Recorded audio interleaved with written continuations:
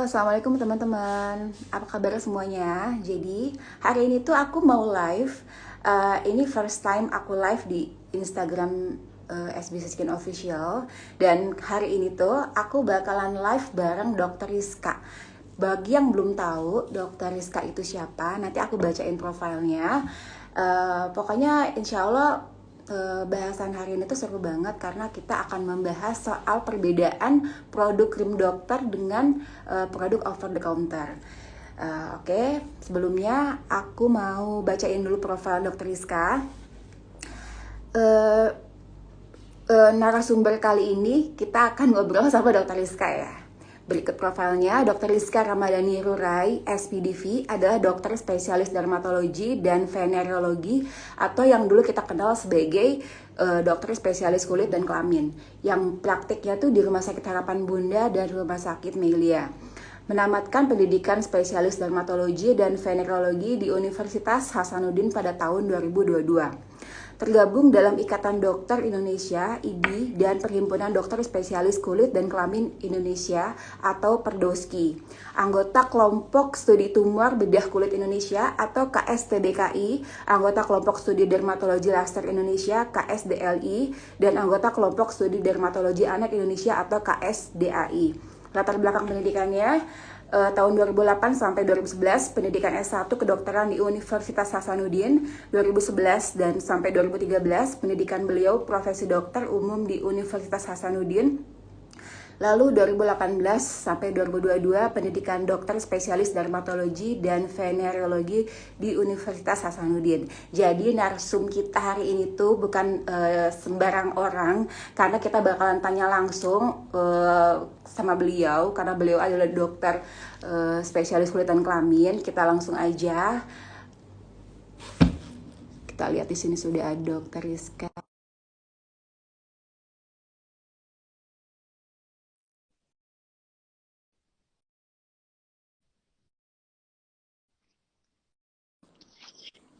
Halo, Baik. Assalamualaikum warahmatullahi wabarakatuh, Teh Eci. Waalaikumsalam warahmatullahi wabarakatuh, Bu Dokter. Masya Allah, akhirnya kita bisa ketemu lagi ya dok ya, informasi Iya, virtual. Ini barusan aku udah bacain profilnya Dokter Rizka dan aku juga baru baca, Masya Allah banget. Jadi memang sebelumnya itu SBC Skin juga sama dok, dibangun di atas edukasi itu, meskipun edukasinya dari seorang skincare entusias dokter. Karena saya memang cari ilmunya sendiri, maksudnya kayak menggali informasi dan ilmu. Nah sekarang alhamdulillah kita dapat kesempatan untuk live bareng dan mau tanya-tanya soal yang sering banget jadi gonjang-ganjing di masyarakat, dokter. Itu pertanyaannya itu adalah perbedaannya produk dokter atau krim dokter dengan produk over the counter. Karena tuh banyak banget customer aku yang mungkin customer awal gitu yang pas datang ataupun konsul itu bilang ini bisa ngobatin flek nggak? Ini bisa efeknya tuh cepet nggak? Dan itu tuh masih simpang siur dan belum teredukasi dengan baik gitu dokter. Nah saya mau tanya itu tuh sebenarnya perbedaannya tuh apa sih dok antara krim dokter sama produk over the counter itu dok? iya. Jadi, Bismillah ya, saya mulai jelaskan ya, Teh Eci, buat teman-teman semua, mungkin masih banyak yang tahu, belum tahu ya. Jadi kalau perbedaan krim dokter dengan produk-produk yang over, jadi produk dokter ini ada yang mengandung obat. Jadi bukan sekedar jadi kalau produk over the counter itu dia masuk dalam golongan kosmetik ya. Jadi makanya boleh dijual bebas. Sedangkan untuk produk-produk dari dokter sendiri itu masuknya dalam golongan kosmetikal. Jadi dia kosmetik tapi bercampur dengan obat. Makanya itu tidak bisa dijual bebas, harus dengan peresepan dokter. Misalnya untuk pengobatan jerawat, kemudian flek. Nah, itu tuh butuh resep dari dokter gitu. Jadi tidak sembarangan dijual di pasaran gitu.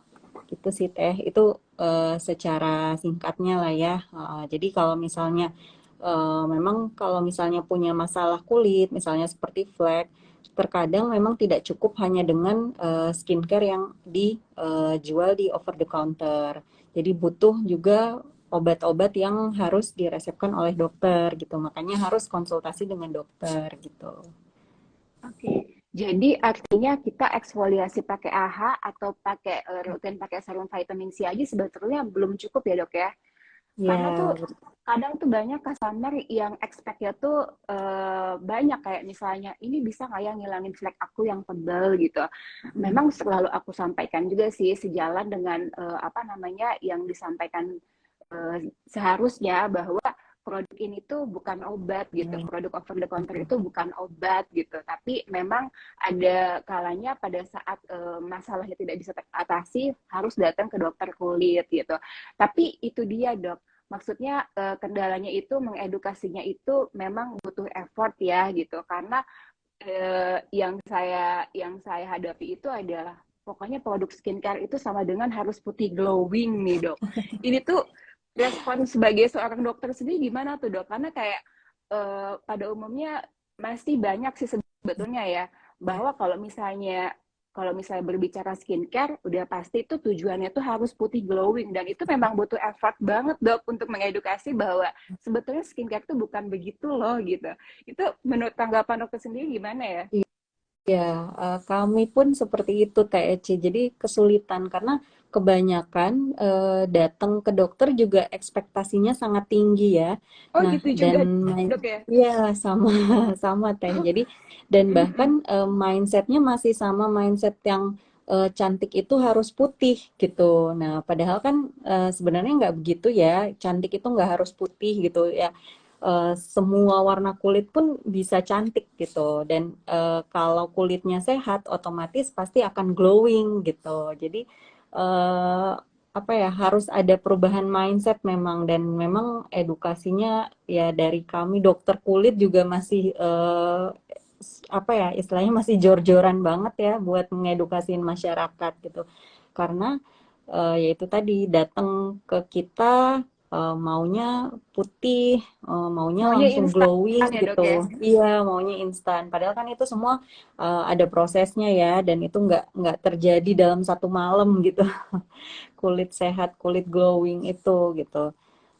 Kemudian dan seperti yang Teh Eci tadi bilang, jadi skincare itu kalau skincare yang dijualan di pasaran ya, di over the counter itu memang tujuannya adalah untuk merawat.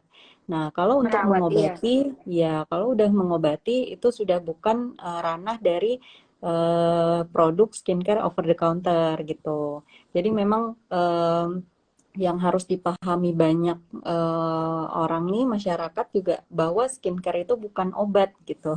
Tapi produk untuk merawat ya. Iya, Lalu betul. ada juga berkembang stigmanya di masyarakat bahwa ini pertama ya, katanya dibilang krim dokter itu bikin ketergantungan.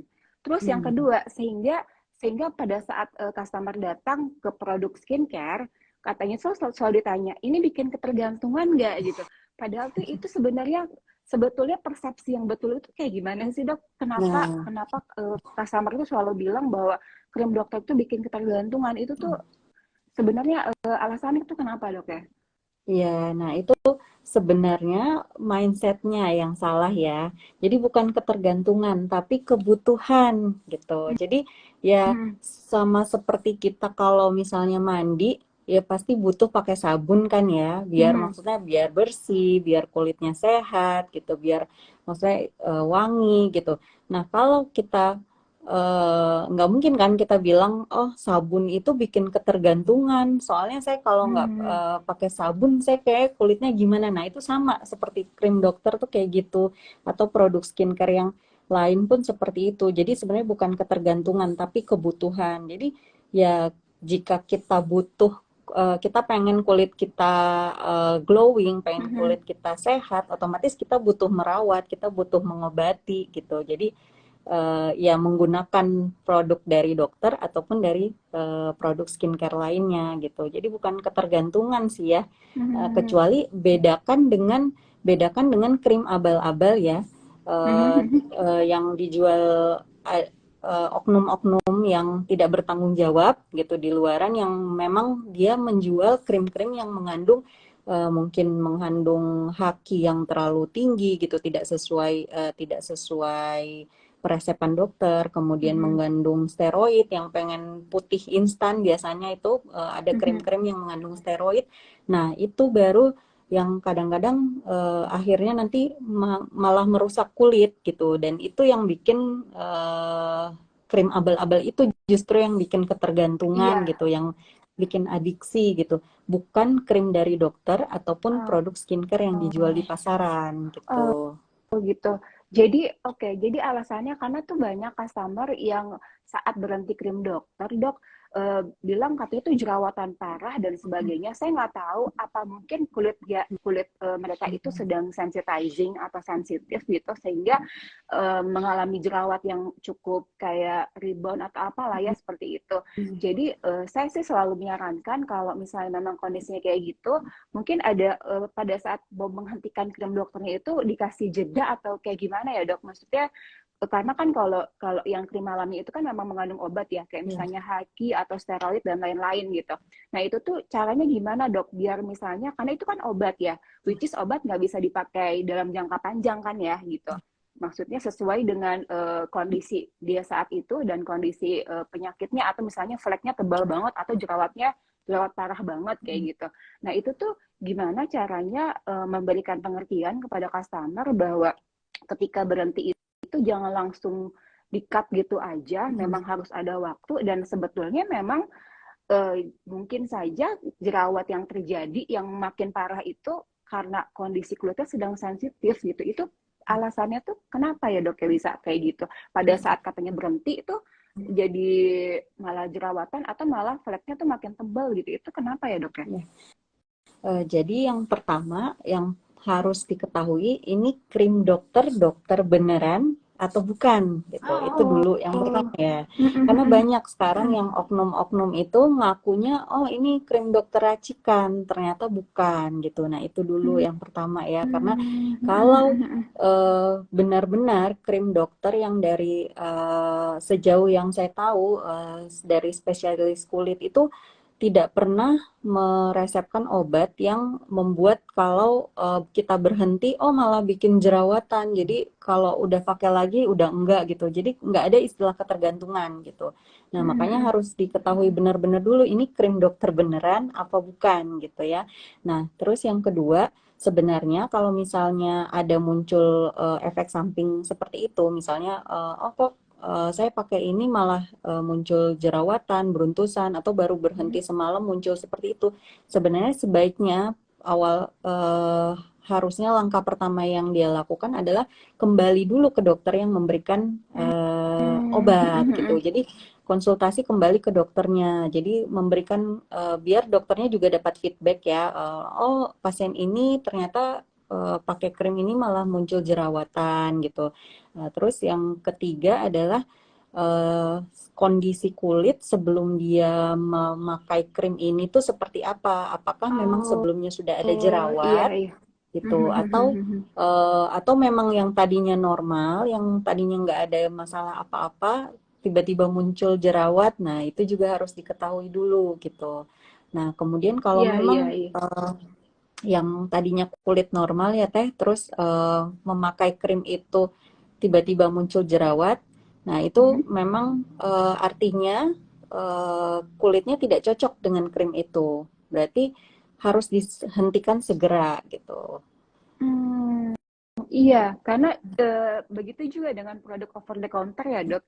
Terkadang Hmm. apa namanya ketika mengalami misalnya tiba-tiba berjerawat gitu. Padahal tuh produk SB Skin sendiri kan memang diformulasi memang lembut ya, gentle, iritan gitu.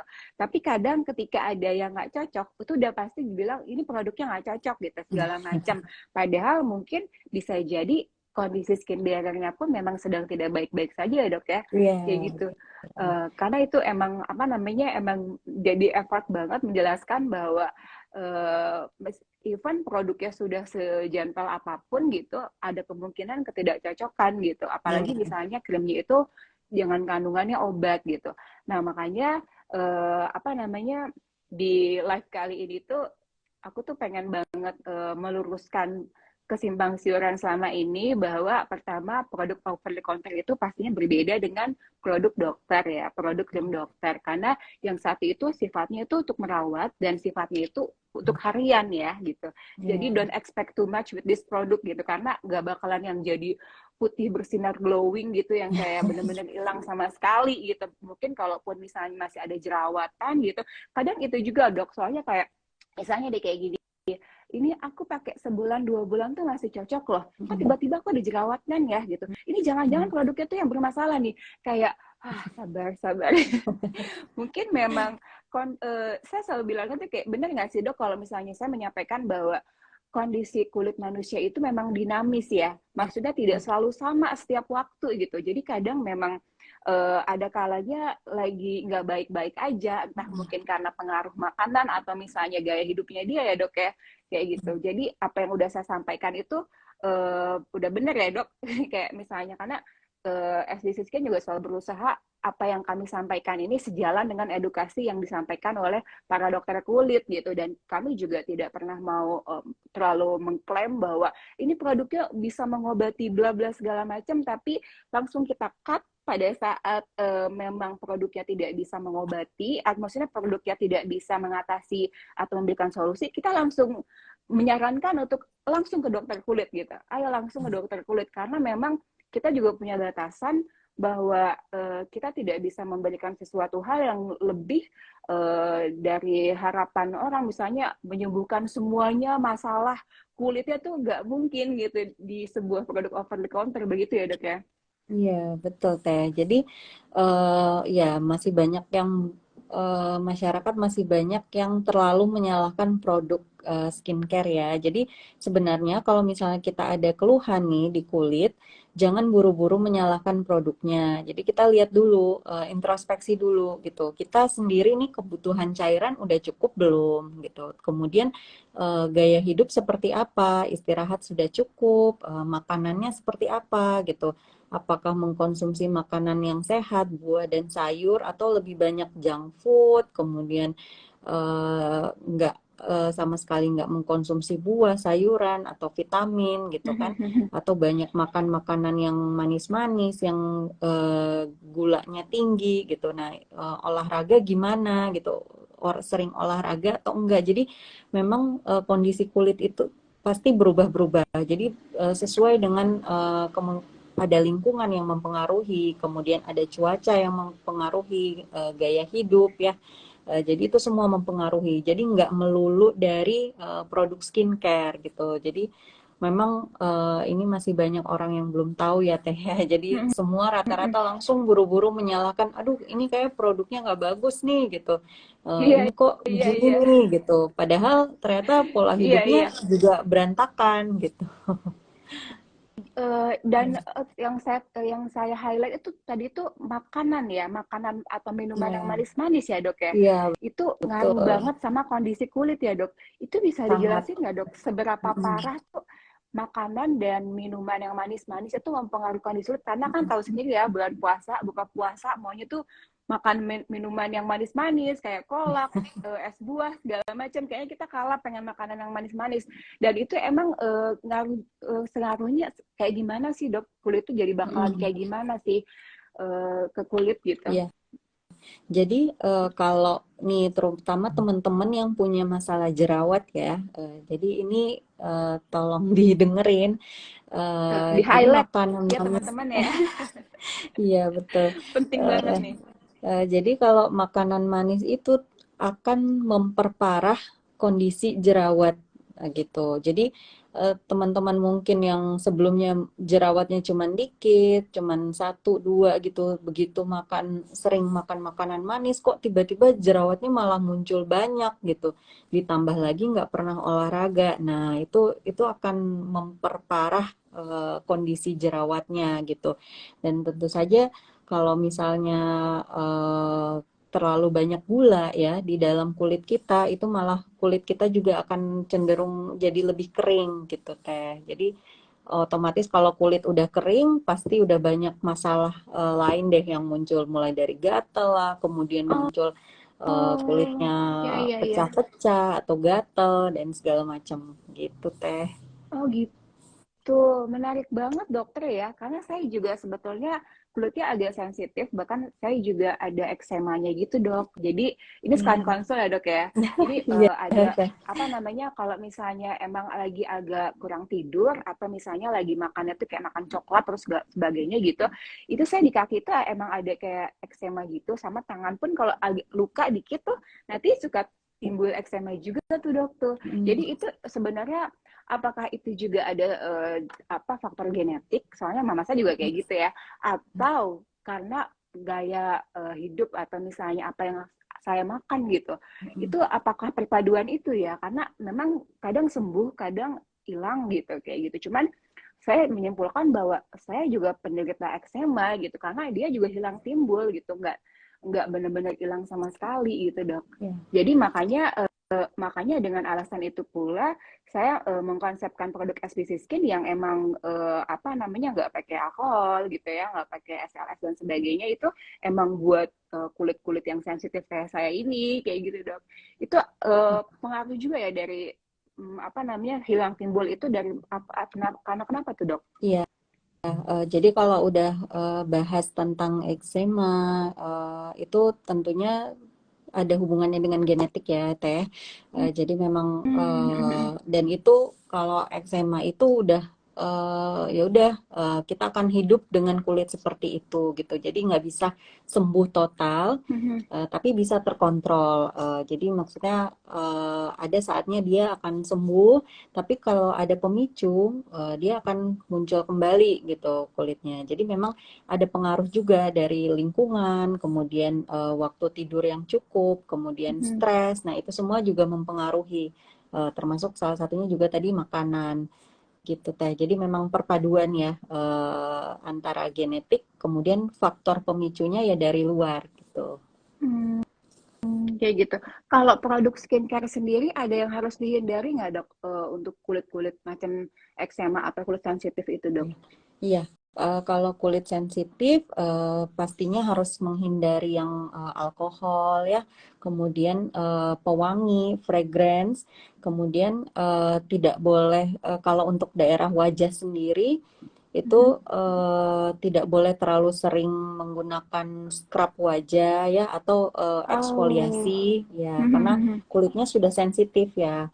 Eh, Kalaupun menggunakan eksfoliasi boleh, tapi tidak jangan dirutinkan gitu. Mungkin sekitar 2 minggu sekali atau mungkin seminggu sekali masih boleh gitu. Kemudian untuk penggunaan retinoid ini yang krim malam dari dokter ya, itu juga untuk kulit sensitif harus dimulai dari dosis rendah, kemudian harus Oh. dosisnya meningkat perlahan dan ini pastinya harus dikonsultasikan dengan dokter kulitnya gitu. Hmm, iya, iya. Saya baru dapat poinnya itu adalah bahwa sebetulnya itu produk di pasaran yang misalnya dia menjual produk EXO dengan kadar di atas 10% misalnya. Ada ya dok, ada sih, ada satu produk yang dia jual itu lumayan konsentrasinya lumayan tinggi dan banyak ternyata tuh bukannya malah glowing, banyak yang kulitnya malah hancur dok gitu. Iya, Jadi yang salah itu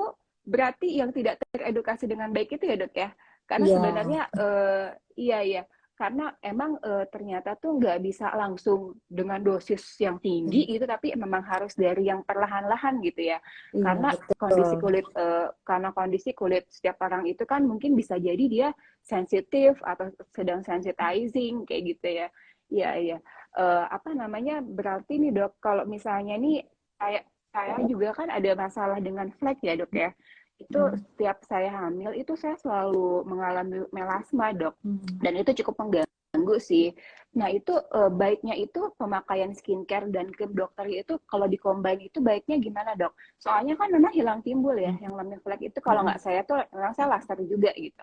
Nah, saya juga selalu terbuka sama customer-customer bahwa eh, apa namanya produk SBC Skin ini memang lembut ya teman-teman, tidak ada yang langsung bisa menghilangkan 100% gitu. Saya pun sama, saya pergi ke dokter SPKK juga untuk menghilangkan masalah flek saya gitu, karena memang sudah tidak bisa lagi pakai krim AH 8% dok, Iya. udah nggak bisa lagi pakai vitamin C 15% gitu, karena memang memang harus butuh dosis yang lebih tinggi gitu. Tapi karena saya juga nggak kepingin terjadi pengelupasan terus ya, terjadi keratolisis terus gitu. Nah saya ini pakainya itu misalnya saya selang-seling dok, misalnya kayak 3 hari pakai, nanti 1 bulan lagi saya nggak pakai gitu. Jadi pada saat kelihatan aja nih fleknya langsung saya pakai lagi gitu. Itu sebaiknya kayak gimana dok? Yang baik, yang emang bisa paling tidak menyamarkan lah si flek itu. Karena ini kalau dibukanya ada flek-flek gitu dok yang emang cukup mengganggu kayak gitu dok. Itu gimana ya dok cara terbaiknya untuk nggak biar nggak balik lagi gitu? Iya, jadi kalau melasma ya atau flek coklat ini memang penyakit yang bandel ya istilahnya. Dan memang Pantesan dok. iya, jadi memang tidak cukup dengan penggunaan skincare aja.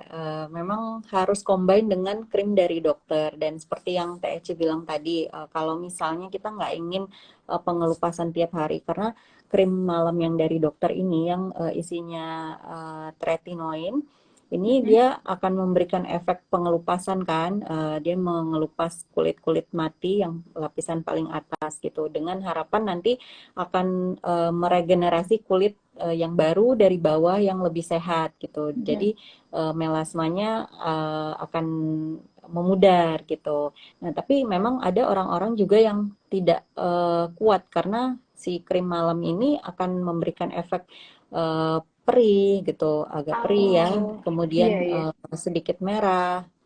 Boleh diselang-seling seperti yang Teh Eci bilang tadi, dan biasanya memang kita nanya dulu ke pasien sebelumnya udah pernah pakai krim malam dari dokter atau enggak, atau mungkin sudah pernah pakai retinol atau enggak. Tapi biasanya retinol kan dia potensinya kan lebih lemah ya daripada tretinoin, jadi biasanya tidak sampai ada pengelupasan, biasanya orang juga nggak akan ngerasa ada perih atau panas gitu. Nah itu jadi kita tanyakan, kemudian nanti kalau misalnya memang dia baru pertama kali pakai, otomatis kita akan pakai dosisnya pelan-pelan gitu, sesuai dengan kebutuhan dia saat itu. Jadi misalnya dipakai, oh boleh dipakai 2 hari sekali dulu, atau seminggu 3 kali dulu. Nanti kalau udah misalnya udah kulitnya udah beradaptasi, udah tahan, nanti boleh dipakai tiap hari. Dan ini krim dari dokter boleh banget dikombinasi dengan skincare yang over the counter ya. Oh, Kadang iya iya iya. kalau saya sendiri di praktek pasti saya edukasi ke pasien, saya bilang kalau mau pakai sabun muka, pelembab, serum itu dari luar boleh aja silahkan gitu. Maksudnya nggak harus dari dokter gitu kan. Paling yang untuk pengobatannya aja yang dari dokter, yang sisanya terserah Oh, iya iya. skincare-nya boleh beli apa aja yang dia memang cocok gitu, sesuai dengan jenis kulitnya. Nah, kemudian kalau melasma ini, flek ini, karena dia bandel, dia memang nggak bisa cuman satu gitu, pengobatan nggak bisa cuman satu, jadi harus kombinasi dengan treatment lainnya, misalnya dengan salah satunya peeling, kemudian atau laser gitu Teh. Jadi ya, itu adalah treatment bulanannya istilahnya. Kalau treatment harian kan pakai skincare sama krim malam. Nah, treatment bulanannya adalah peeling atau laser gitu. Karena memang untuk flek ini sendiri nggak bisa berdiri sendiri, pengobatannya harus kombinasi. Oh, iya ya, ilmu banget sih dok, ini ilmu banget. Berarti memang juga banyak customer yang tanya seberapa penting sih datang ke dokter kulit atau ke klinik kecantikan katanya gitu. Paling satu menyampaikan bahwa disesuaikan dan dikembalikan dengan kebutuhan masing-masing ya dok ya. Karena apalagi kalau misalnya di dokter kulit kan lebih spesifik banget sesuai dengan kondisi kulitnya masing-masing gitu. Iya, kayak misalnya saya pun sama ya kayak gitu. Oh, ini fleknya juga lumayan cukup tebal kalau lagi hamil itu ya lumayan cukup tebal dan sangat mengganggu. Dan itu saya juga laser juga gitu. Nah, itu dia dok yang pengen saya tanyakan nih dok. Itu seberapa apa namanya penting atau misalnya berapa kali nih kalau misalnya mau treatment laser nih dok biar apa namanya biar bener-bener karena kan kayaknya cukup dalam ya dok ya kayaknya udah menembus lapisan kulit banget nih melasmanya gitu. Nah itu saya juga tanya ke dokter kulitnya ini tuh nggak bakalan hilang sama sekali ya katanya gitu mungkin nanti dia bakalan kembali lagi katanya kayak gitu. Nah itu tuh gimana ya saya juga bingung cara mencegahnya tuh gimana dok? Dan kalaupun harus laser itu yang paling bagus tuh berapa kali biar dia tuh paling tidak dia bertahan lah, tidak kembali lagi gitu. Karena kan apalagi sesuatu hal yang terlihat di wajah kan terlihat banget gitu ya, gitu. Meskipun sebetulnya tidak terlalu mengganggu karena ketutup jilbab gitu. Itu tuh gimana ya dok? Sebaiknya itu berapa kali gitu? Iya, jadi kalau untuk angka pastinya sebenarnya nggak ada ya Teh ya. Jadi memang tidak bisa dipastikan karena tergantung respon setiap orang tuh berbeda-beda. Jadi memang ya ada mungkin yang cuma 3-4 kali, oh sangat-sangat memudar gitu. Kemudian tapi ada juga orang yang lebih dari itu bisa. Jadi paling yaitu kita rutinin sebulan sekali aja gitu. Jadi ganti-ganti aja, entah misalnya bulan ini mau peeling atau laser, nanti bulan depan yang mana gitu, pilih yang lain lagi. Dan itu kombinasi dengan krimnya itu, jadi kita sangat-sangat bergantung memang sama krim malam itu Teh. Jadi itu yang mesti dirutinin karena uh, yang langsung istilahnya dia akan meregenerasi kulit, mengelupas setiap hari itu dengan si krim malam itu gitu. Kalau laser sama peeling itu kan dia efeknya jangka panjang ya, makanya treatmentnya hanya sebulan sekali. Nah, yang untuk jangka pendeknya dengan krim itu. Kalaupun misalnya kita mau istirahat dari krim dokter, itu bisa menggunakan krim-krim yang ada agen pencerahnya, misalnya kayak arbutin, kemudian vitamin C, kemudian Niacinamide ya dok ya? niacinamide, iya yang seperti itu. Cuman memang melasma ini sulit sekali sih Teh. Kalaupun mau mencegah, eh, penggunaan sunscreen yang harus rutin karena melasma ini juga sangat-sangat dipengaruhi oleh matahari gitu. Dan untuk perempuan mungkin ya akan dipengaruhi dengan hormon juga, apalagi buat orang yang menggunakan KB hormonal. Nah, itu jadi biasanya apa ya, seringkali pengguna KB hormonal ini muncul flek gitu.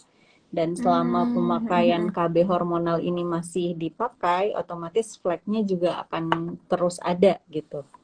Gitu Teh. Tricky banget sebenarnya jadi perempuan, tapi emang butuh effort ya gitu. Kita juga sebenarnya yang saya tangkap juga bahwa perawatan itu kita tuh harus realistis mungkin ya dok. Maksudnya bukan berarti produk hanya memakai produk over the counter aja, tapi juga harus mengambil jalan solusi yang lanjutan, yaitu juga harus pakai krim dokter gitu. Jadi ada saatnya di mana saat kondisi kulitnya sudah tidak bisa teratasi dengan produk over the counter, maka memang harus realistis ya dok ya, harus memang Iya. diatasi dengan orang yang ahli di bidangnya gitu loh.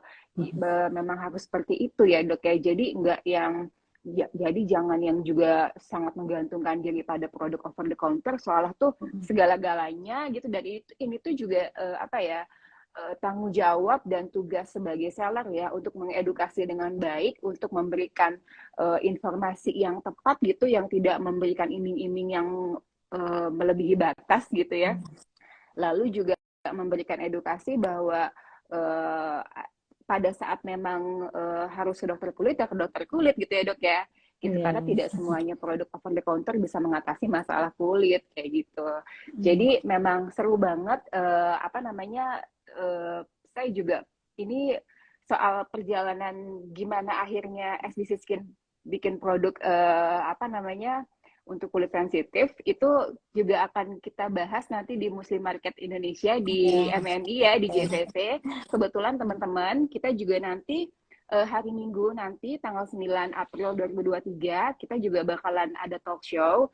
Sesi pertama nanti talk show-nya itu bareng aku. Nanti di sana kita akan ngobrol soal gimana sih perjalanan SBC Skin sampai sekarang. Pokoknya aku mau cerita nih, mau apa namanya, mau dongeng mau dongeng sama teman-teman di sana yang mau datang. Dan sesi kedua jam 12.30 kita bakalan talk show sama Dokter Rizka ya. Kita bakalan Ya, insya ngobrol Allah. langsung, dan teman-teman yang nanti datang sana tuh bisa konsultasi langsung dan nanya segala macam ke dokter soal kulit ya dok ya. Iya, Dan apa namanya, informasi juga di sana nanti kita bakal ada try and review produk-produk SBC Skin dok. Jadi nanti teman-teman yang datang tuh bisa nyobain teksturnya kayak gimana, apa namanya, kayak feel-nya kayak gimana, segala macam tuh iya. bisa dicobain. Dan plus kita mau bagi-bagi giveaway dok di sana Oh, di Masya acara MMI Allah. nanti gitu. Jadi Hmm. buat teman-teman yang nanti datang ke sana tuh kita bakalan bagi-bagi hadiah buat teman-teman yang datang ke sana dok gitu. Oh, Masya Jadi Allah ya. iya, alhamdulillah sama panitianya kita dikasih kesempatan 2 sesi untuk SBC Skin dari jam 10.30 sampai jam 11.30. Lalu dilanjutkan sama dokter nanti jam 12.30 dok. Seru banget pastinya nanti, insya Allah. Semoga Allah mudahkan. Ya Amin. dok, apa namanya, ini hari ini tuh Masya Allah kita ada pertanyaan dok. Kita jawab dulu ya dok ya. Iya, boleh Nih, teh. Bismillah dok, mau nanya, perbedaan eksim dan dermatitis neuro itu apa ya? Saya punya keluhan kulit di antara lipatan jari seperti eksim, tapi kata dokter kulit itu dermatitis neuro. Neuro Hmm. itu ini apa gimana tuh dok? Ya, jadi kalau neurodermatitis itu, jadi dia memang dia mirip sama seperti eksim, dia juga akan kambuh-kambuhan, dan yang paling perlu di-highlight penyebabnya si neurodermatitis ini adalah faktor stres dan kulit kering. Jadi selama pemicu ini masih ada, otomatis keluhannya akan masih muncul. Jadi yang harus dilakukan adalah bagaimana agar bisa mengelola stresnya ya, nggak terlalu tinggi, karena ketika stres tinggi dia akan muncul kembali. Kemudian kalau bisa kulitnya juga jangan sampai kering, jadi harus menggunakan sabun mandi yang ada pelembabnya, dan juga harus rutin memakai pelembab di kulit gitu. Oke, berarti sebetulnya dermatitis itu kondisi kulit yang sensitif juga ya dok? Apa gimana dok? Ya, jadi dermatitis itu kalau secara pengertiannya sih peradangan pada kulit ya. Jadi dia luas banget, jadi banyak macamnya gitu. Jadi eksim pun termasuk dalam salah satunya adalah dermatitis gitu. Jadi memang kondisinya, tapi tidak selalu sensitif aja sih Teh. Jadi memang banyak pemicunya gitu. Termasuk Hmm. salah satunya tadi yang neurodermatitis itu dipicu oleh faktor stres. Masya Allah banget ya dok. Kalau misalnya kita kita telaah banget kayak ciptaan Allah tuh memang amazing ini, karena kadang tuh saya sebagai orang awam tuh berpikir kayak gini, gimana caranya kita pada saat kondisinya stres bisa mempengaruhi dengan kondisi kulit itu Hmm, tuh sebenarnya mekanismenya kayak gimana sih dok?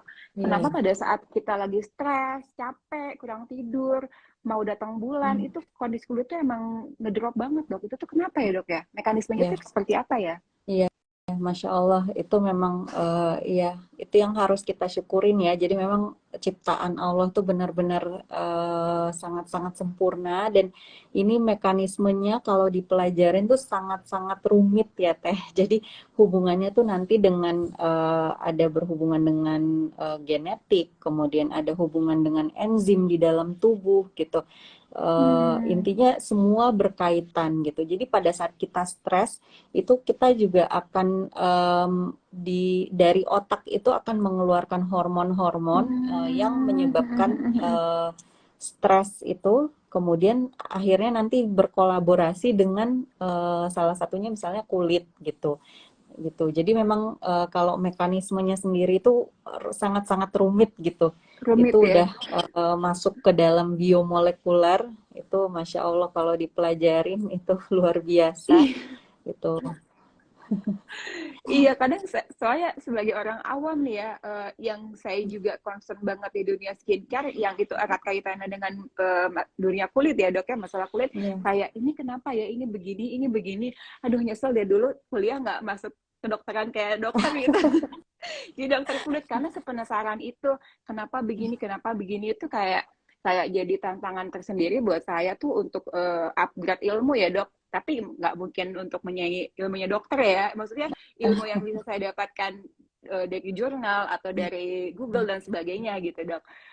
Ini ada pertanyaan berikutnya dok. Nah ini juga nih kebetulan saya juga lagi bikin sampel shampoo. Nih ada pertanyaan kayak gini dok, apakah penggunaan shampoo dengan kandungan tertentu seperti zinc juga bisa mempengaruhi munculnya jerawat? Kalau setahu saya kandungan zinc itu bukannya bagus buat ketombe ya dok ya? Apa gimana ya? Iya, jadi kalau kandungan zinc ini memang biasanya diperuntukkan untuk orang-orang yang mempunyai keluhan ketombe di kulit kepala biasanya. Teh. Maaf tadi pertanyaannya apa teh? Apakah bisa menimbulkan jerawat katanya dok kandungan zinc pada Menimbulkan shampoo itu? jerawat ya. Eh, Kalau sejauh ini sih yang saya tahu tidak ya Teh. Jadi kalau jerawat itu biasanya lebih dikaitkan dengan eh, jadi pemicu eh, sebentar penyebab dulu ya, penyebab munculnya jerawat dulu. Nah, yang pertama itu adalah eh, berlebihan kulit kita memproduksi lemak yang berlebihan atau minyak yang berlebihan. Hmm. Itu yang pertama penyebab munculnya jerawat. Kemudian yang kedua adalah adanya penumpukan bakteri di kulit kita gitu. Jadi kondisi kulit kotor. Kemudian ada sumbatan ya di pori-pori. Nah, yang ketiga adalah peradangan. Ya, ini penyebab dari munculnya jerawat. Jadi kemudian ada lagi yang namanya pemicu. Jadi kalau misalnya jerawatnya sudah muncul, terus diperparah lagi dengan pemicunya apa? Nah itu ada makanan, kemudian ada faktor stres gitu, yang Hmm. seperti itu. Tapi kalau untuk kandungan zinc sendiri, sejauh ini saya belum pernah tahu sih Iya, iya, kalau iya. zinc itu bisa menyebabkan jerawat gitu. Iya, soalnya sebagian orang juga ada yang selalu bilang kayak gini, misalnya ada yang bertanya, ini ada kandungan misalnya ya, let's say niacinamide nggak gitu. Padahal kan satu produk itu kan diformulasinya terdiri dari berbagai kandungan ya dok ya. Bisa menyimpulkan dari mana kalau misalnya ada kandungan tertentu yang memicu jerawat. Padahal kalau yang saya ketahui sendiri secara awam bahwa jerawat itu tuh kompleks ya dok ya. Iya. Penyebabnya itu bukan hanya dari satu kandungan aja kan ya. Mm. Karena soalnya selalu kayak gini, ini ada kandungan ini nggak? Soalnya kalau misalnya ada kandungan ini sih nggak cocok ya, katanya kayak gitu. Padahal tuh kayak produk itu kan ada macam-macam ya, ada stabilizernya, ada waternya segala macam gitu yang bikin produk itu bisa jadi formulasi gitu kan ya dok ya. Mm. Jadi nggak Iya, hanya dari satu kandungan aja kan ya. Berarti ya faktornya sebenarnya memang banyak ya. ya betul Teh.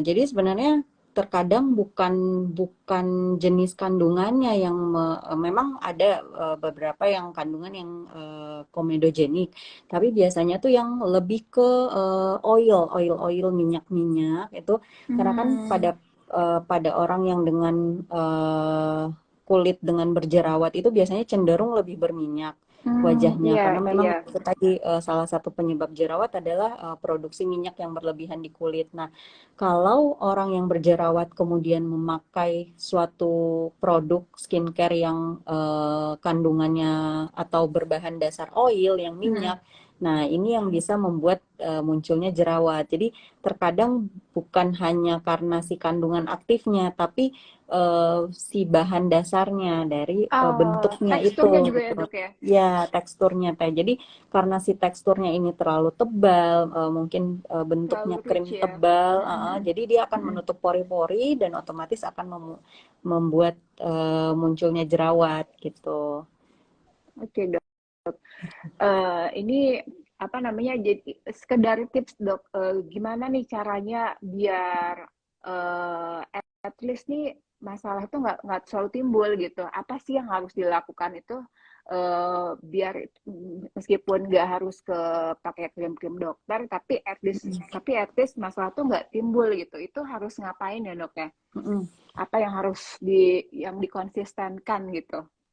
Jadi yang kalau yang pertama sih ya saran dari saya, terus selalu saya ngomong ke pasien kita harus tahu dulu jenis kulit kita tuh seperti apa. Kita tuh tipe apa? Normalkah kulitnya? Kemudian apakah ada berminyak ataupun kulitnya kering atau kombinasi atau sensitif gitu. Nah, dari situ berangkat dari situ baru kita bisa mencari produk skincare yang cocok untuk kita. Jadi kalau produk skincare-nya sesuai dengan jenis kulit, otomatis akan meminimalisir masalah kulit gitu. Jadi kita paham dulu jenis kulit kita, kemudian kita juga kalau membeli produk skincare, jadi harus harus lebih teliti ya. Jadi nggak asal cuman depannya aja yang dibaca gitu. Boleh dibaca belakangnya, kita lihat kandungannya ada apa aja. Kemudian oh ini kira-kira dari sini, dari kandungannya ini apakah ini